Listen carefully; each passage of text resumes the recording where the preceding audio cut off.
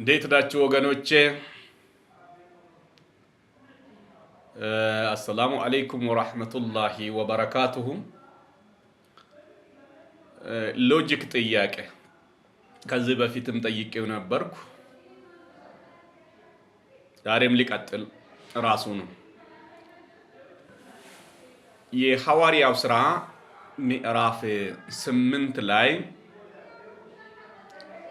ጌታ አልመሲህ ዒሳ ለረሱል ጳውሎስ ሲገለጥ ራሱን እንዲህ ብሎ ነገረ። ስለምን ታሳድደኛለህ ብሎ ባለ ጊዜ ጳውሎስ አንተ ማነህ ብሎ ጠየቀው። ረሱል ጳውሎስ እኔ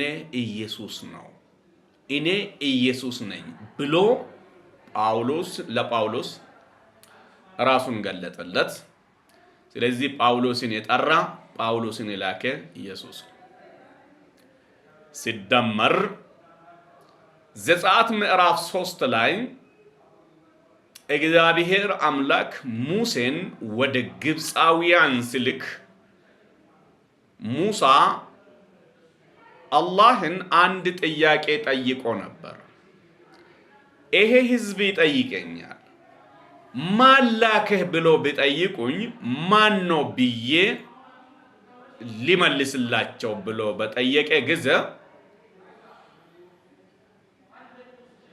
ያለና የሚኖር ነው የላከኝ ብሎ አላህ ራሱን ገልጦ ራሱን እንዲከት አድርጎ ራሱን ነግሮት ላከ።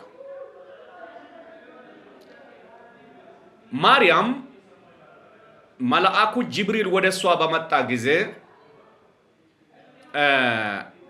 ጅብሪል ራሱን ገልጦለት ነው እኔ ከጌታ ዘንድ ነው የመጣሁት ብሎ እነሆ ልጅን ወንድ ልጅ ትጸንሻለሽ ብሎ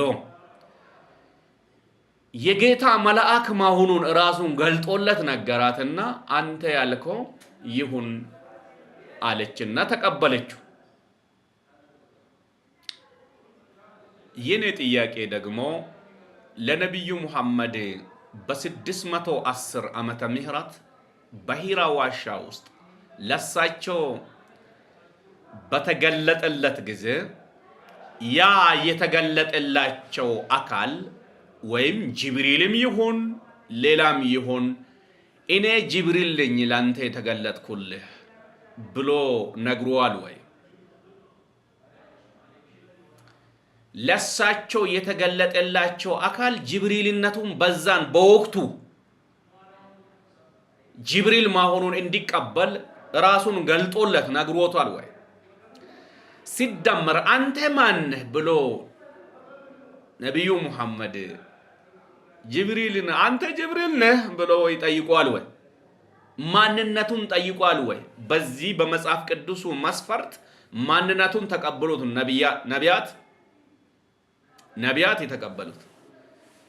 የነብዩ ሙሐመድ ደግሞ ማንነቱን ገልጦለታል ወይ? ለሳቸው ሲገለጥ ቀላል ጥያቄ አይደለም። እኔ ጅብሪል ነኝ ብሏል ወይ? ወይ ደግሞ አንተ ማነህ ብሎ እሱም ጠይቋል ወይ? ካልሆነ እንዴት ሊቀበል ይችላል? እንዴት ነው ሊቀበል የሚችለው? ይሄንን ነው እንግዲህ ዩቲዩብን ሰብስክራይብ አድርጉ፣ ጠይቁልኝ። ወንድም ጀማል ይህንን መልስ ዝም ብለህ ስሜታዊ ሆነ እኔን እየሰደብከኝ አትመልስ። አትሊስት ካጣሁ ዝም በል፣ እስቲ አስብበታለሁ በል እንጂ አትርገሙኝ።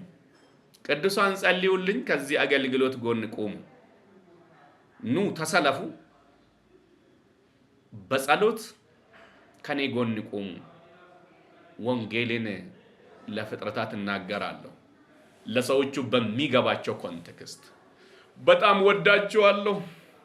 ኮፒ ሊንክ፣ ሼር፣ ሰብስክራይብ